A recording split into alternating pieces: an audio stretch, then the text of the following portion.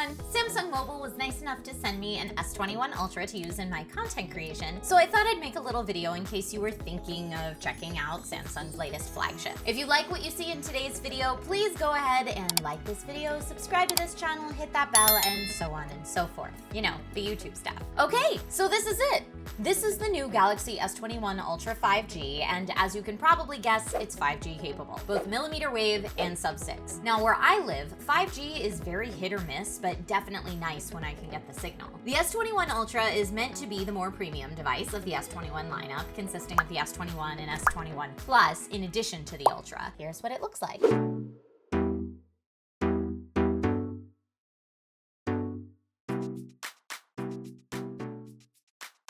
Mine is the Phantom Black color, which is very, very nice, but I'm a little bummed the Ultra doesn't come in Phantom Violet, as seen here on the Plus. I just like purple, so that's me. Now, you can see here it's got a USB-C port, speaker, and spot for your SIM on the bottom. No micro SD card, sadly. A power button and volume rocker on the side, and the uber fancy 4-camera setup, plus some other camera features that we'll get into in just a bit. Now, performance-wise, the S21 Ultra has that fancy new Snapdragon 888 processor, which Samsung says gives a 20% faster CPU, 35% faster GPU, and over 2 times faster AI processor over previous models. Can vouch, this thing is super fast. Now, at some point, I'm hoping to do a direct comparison between the Note 20 Ultra and the S21 Ultra, and we can see exactly how much faster, so let me know if that's something that you'd like to see in the comments. The battery life is advertised as all day, that's what they all say, but it does have a whopping 5,000 milliamp battery and features built in to maximize power efficiency, like the dynamic refresh rate of the display. Battery stress tests online have been exceptionally good for the Ultra. Almost 9 hours straight of gaming or YouTube streaming, and in my personal usage so far, has been pretty consistent with that. Not that I'm gaming for 9 hours straight, I'm a parent, that's just not my reality anymore, but I've had no problem as a heavy user sun up to sundown. The S21 Ultra has some other nice spec enhancements over the rest of the lineup, including Wi-Fi 6E, which is 4 times faster than Wi-Fi 6, and dual Bluetooth technology to further extend the battery life of any Bluetooth-connected Galaxy devices like Buds, etc. The S21 Ultra's display is the largest of the 3 new S21 series at 6.8 inches, and man, is it crisp. I mean, displays are where Samsung has always excelled, and this is no exception. The Ultra has an edge-to-edge QHD+ dynamic AMOLED 120Hz display for a clearer, more vivid look. Samsung says 25% brighter picture, 50% improved contrast ratio, and 100% color volume. The Ultra has a 1500 nit display in comparison to the S20 Ultra's 1200 nit, and the Ultra is the only of the 3 models that will be able to run that gorgeous 120Hz at full 1440p plus resolution. Now, while that super smooth 120Hz refresh rate looks gorgeous, for the more battery-conscious users, the S21 lineup offers dynamic refresh rate, meaning the display will automatically shift from 48 to 120 Hz as needed based on the content that you're viewing. Now, interestingly enough, I found that the 120 Hz is less noticed for gaming content, since there's just not that much gaming content that can make use of it on a phone, and Game Pass maxes out at 60 on Android, but more in the everyday tasks and general phone use. Another new feature cooked into the display is Eye Comfort Shield. Previously, we've seen phones reduce eye fatigue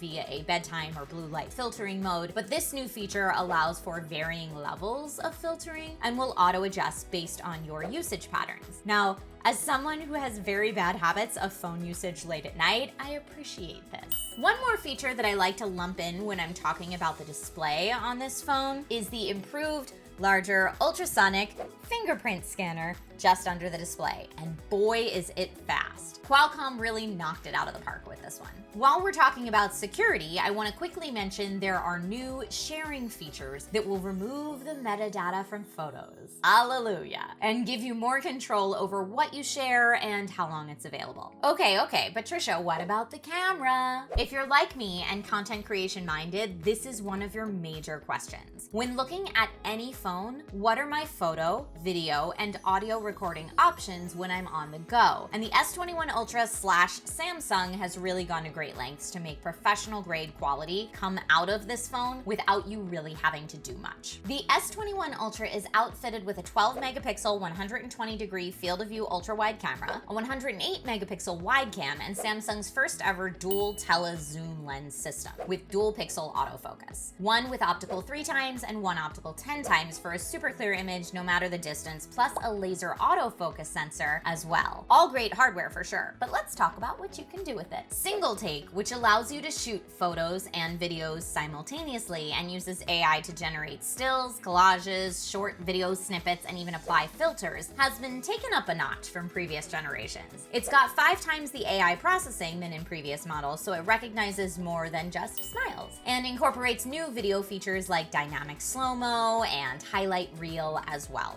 For the selfie lovers out there, portrait mode has new lighting features, adding AI effects like face lighting, studio, high key, low key, backdrop, and color point, and a more natural bokeh effect thanks to better AI 3D depth analysis. Space zoom is a big feature touted on Samsung's phone with previously mixed results. Naturally, the more you digitally zoom in, the less detailed the image becomes. So for this new generation, Samsung added an AI image stabilizer to help minimize shakiness that locks your target to steady the shot once you hit 20 times zoom. The S21 Ultra has a whopping 100 times space zoom, which is essentially fun for taking pictures of the moon.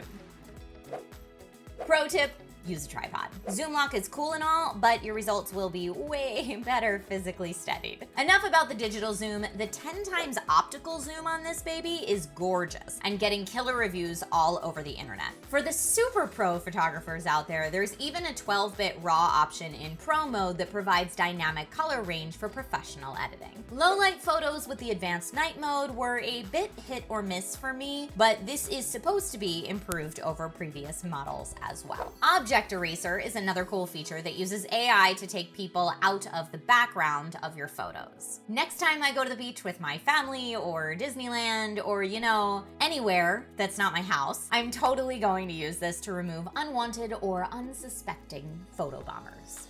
Some new video recording features on the S21 Ultra that I really like include director's view and vlogger's view, allowing you to switch between multiple cameras without interrupting your shot and record from multiple cameras at the same time. You can preview live thumbnails to switch in the moment. Now, Samsung had a feature like vlogger's view years ago, used in my old waterproof testing vids on the Samsung Galaxy Active line, but this mode suddenly disappeared and I was so sad about it, so I'm really excited to see this come back, and now in an upgraded way. You can use Vlogger View either picture-in-picture or split screen. Other new video recording features include Cinematic 8K Snap, which lets you grab a favorite moment from any video recording that's 8K and convert it into an ultra high-res photo. And improve Super Steady, now offering steadier video recording at 60 frames per second. Here is some video with me walking. We'll see how steady it ends up being. And running. When it comes to audio recording, I'm so happy to see multi-mic recording allowing you to choose if you want audio from all directions, in front of the camera, behind the camera, or from a USB or Bluetooth device. And it can capture from multiple mics simultaneously through this Bluetooth mix button. Very cool and much needed for anyone using their phone to capture content on the go. When I'm self-filming or doing a self-photo shoot, I've always used a Galaxy Note device because I appreciated having the S Pen handy to use as a remote shutter and swap between other camera functions without having to move from my spot. Not to mention the precision that the S Pen gives you if you're editing on the go on your phone. So good. Happy to report that the S21 Ultra has S Pen functionality. Now, does this mean Samsung's doing away with the Note lineup? Who knows? But either way, more S Pen, in my humble opinion, is a good thing. If you don't believe how much I use my Note, take a look at all my Instagram shots where I'm sneakily holding my S Pen, or maybe not so sneakily. While there's no built-in notch on the S21 Ultra for the pen, there is a special case that comes with a pen and a spot to store it that you can get specifically for the S21 Ultra 5G. So for me, that would be a must-have. I don't have one yet, but I'm planning to nab one ASAP. Also, good to note, the current S Pen out for the S21 Ultra does not have Bluetooth functionality, so you you won't get all the features unless you want to wait for the S Pen Pro, which Samsung hasn't released a price or date yet for, but is supposed to come out later this year. Okay, now for some of your questions that I got online. What about heat? There have been some users reporting that their S21 Ultra gets really hot in periods of high use. Now, while I have noticed it getting a bit warmer when wireless charging or playing games or streaming videos, I have not noticed it getting hot. Now, that being said, the times I personally have the most issues with overheating phones is when it's ridiculously hot outside in the middle of the summer because I live in the desert. But right now we're in the middle of the winter, so I won't know how this fares at 100+ degree temperature until then. Fun fact, those outdoor temperatures are how I killed my Pixel 4.